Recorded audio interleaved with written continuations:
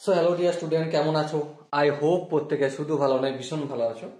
স্ক্রিনের ওপরে যে প্রশ্নটা লেখা রয়েছে তাতে বলা রয়েছে find the value of log of 2 into cubic root 9 minus 2 base 2 plus log base 2 number হচ্ছে 12 into cubic root 3 plus 4 plus 4 into cubic root 9। Okay, তো চলো প্রথমে আমরা ভ্যালু নির্ণয় করতে গেলে অঙ্কটা লিখে নেব। দেখো, অঙ্কতে লেখা রয়েছে লগ বেস 2, আর এখানে কি করা রয়েছে 2 into cubic root 9 minus 2।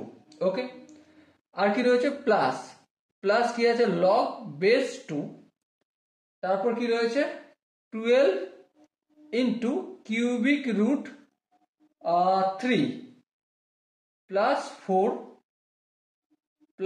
4 into cubic root 9, এটা লেখা রয়েছে। ওকে, তো চলো সময় নষ্ট না করে ফটাফট করে আমরা সলিউশনের দিকে ধ্যান দেবো। দেখো, যদি সলিউশনের কথা বলা হয়, প্রথমে লক্ষ্য করো এই জায়গাটা লক্ষ্য করে আমরা কি পাবো? এই জায়গাটা লক্ষ্য করে আমরা 2 কমন নিতে পারি। হ্যাঁ, নিতে পারি। চলো 2 কমন নাও। লগ বেস 2, এখানটায় 2, আর এই কিউবিক রুটের জায়গায় 3, 9 এর পাওয়ার 1 এর 3 মাইনাস 2 তো অলরেডি কমন নিয়ে নিয়েছি, তাই এখানে 1 লিখলাম, 2 1 কে 2। ওকে, আই হোপ এখানটা বুঝতে কারো অসুবিধা হওয়ার কথা নয়। চলো নেক্সট আগে যাই। প্লাস দেখো, এখানটা যেমন লগ বেস 2 আছে লিখে নিলাম। ধ্যান দিয়ে লক্ষ্য করো, এখানে 12 আছে, এখানে 4 আছে, এখানে 4 আছে। তার মানে আমরা সহজেই বুঝতে পারছি যে 4 কমন নিতে পারি। চলো কমন নাও 4 কমন নিলে কি বেঁচে থাকে? 4 কমন নিলে 12 থেকে 3 থাকবে বেঁচে, into cubic root 3। Cubic root 3 কে আমি 3 আর এই 1/3 লিখলাম। পাওয়ারটা কিউবিক রুট 1/3 লিখতেই পারি, হ্যাঁ লিখলাম। প্লাস 4 যেমন আছে তেমন, 4 তো কমন নিয়ে নিয়েছি, তাহলে 1 থাকবে। আর এখানে এই 4টা তো অলরেডি কমন নিয়ে নিয়েছি, তাহলে এখানে কি থাকবে 9 এর পাওয়ার 1/3। ওকে, এখান পর্যন্ত আই হোপ কারো বুঝতে অসুবিধা হওয়ার কথা নয়। তো এখান পর্যন্ত যদি বুঝতে অসুবিধা না হয়ে থাকে, আর একটা স্টেপ আমরা আগিয়ে যাব। আগিয়ে গিয়ে কি দেখবো, লগ বেস 2 রেখে দাও।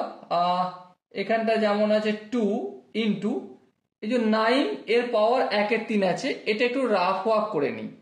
9 এর পাওয়ার 1 এর 3, আচ্ছা 9 মানে কি 3 স্কোয়ার এর পাওয়ার 1 এর 3, তার মানে 3 পাওয়ার 2 এর 3, তাই না? আই হোপ এখানটা প্রত্যেকের বোঝা গেছে।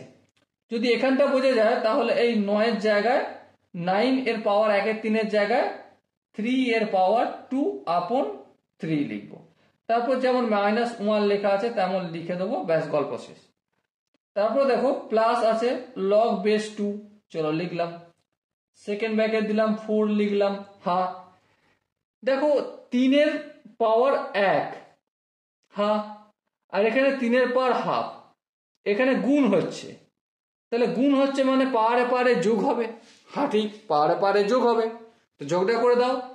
1 প্লাস 1 এর 3, সো দেখো 1 প্লাস 1 এর 3 মানে 3 1 এর 3 প্লাস 1 4 এর 3 হবে, তার মানে 3 এর পাওয়ার 4/3 প্লাস 1 যেমন আছে তেমন রেখে দাও। 9 এর পাওয়ার 1 এর 3, দেখো 9 এর পাওয়ার 1 এর 3 মানে কি 3 পূর্ণ 2 এর 3, হ্যাঁ ঠিক, চলো লিখে দাও প্লাস 3 পূর্ণ 2 এর 3। Okay, complete. এরপর আমরা লগের যেই ফর্মুলাটা জানি, সেটা কি log M plus log N সমান কি হয়, বেশ সামথিং আমি এ ধরলাম, তো এর ফর্মুলাটা আমাদের হয় log base A M into N হয়, তাই না? হ্যাঁ ঠিক, তো এই ফর্মুলাটাই আমরা এখানে অ্যাপ্লাই করব। তো চলো করে দাও তাহলে ফটাফট করে। এই লগ বেস 2 করলাম, কি আছে m বলতে এখানে যেটা রয়েছে লিখে দেই, m বলতে রয়েছে আমাদের 2 ইন্টু 3 এর পাওয়ার 2 এর 3 মাইনাস 1 এটা রয়েছে, মাল্টিপল চিহ্ন 4 ইন্টু 3 এর পাওয়ার 4 এর 3 প্লাস 1 প্লাস 3 এর পাওয়ার 2 এর 3। ওকে, এরপর এই জায়গার ক্যালকুলেশনটা আমাদের করতে হবে। চলো করে দাও। 2 এর সঙ্গে 4 গুণ করে দাও প্রথমে ফটাক করে, 4 দুগুণে 8 হয়। এরপরে দেখো এটার সঙ্গে এটার গুণ করব, তাই না? হ্যাঁ ঠিক। তো এটার সঙ্গে এটার যদি গুণ করতে হয় কিভাবে করব? প্রথমে 3 এর পাওয়ার 2 এর 3 এর সঙ্গে 3 এর পাওয়ার 4 এর 3 গুণ করব। হ্যাঁ, আর বেস 1 পাওয়ারে পাওয়ারে তাহলে যোগ হয়ে যাবে।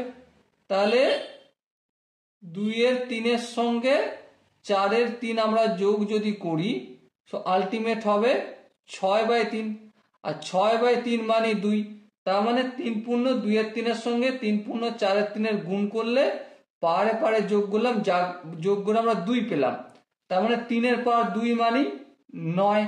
ওকে, এবার 3 পূর্ণ 2 এর 3 এর সঙ্গে যদি 1 এর গুণ করি সিম্পলি 3 পূর্ণ 2 এর 3 হয়ে যাবে।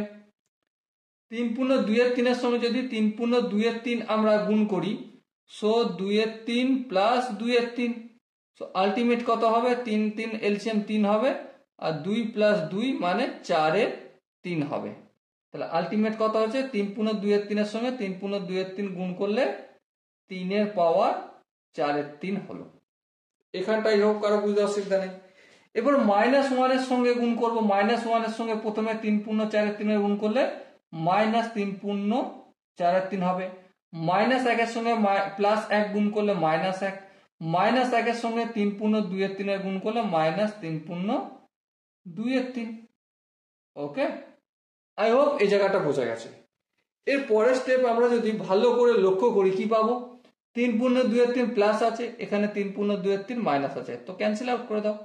3 পূর্ণ 4 এর 3 প্লাসে আছে, 3 পূর্ণ 4 এর 3 মাইনাস আছে, ক্যান্সেল আউট করে দাও। সো কি বেঁচে আছে দেখো, লগ অফ বেস 2 8 গুণিতক 9 মাইনাস 1 8, তাহলে এই 8 লিখলাম। এবার দেখো 8 অষ্টম কত হয়? 64। 64 মানে কত? 64 মানে হচ্ছে আমাদের 2 এর পাওয়ার 6, আর বেস তো 2 আছে।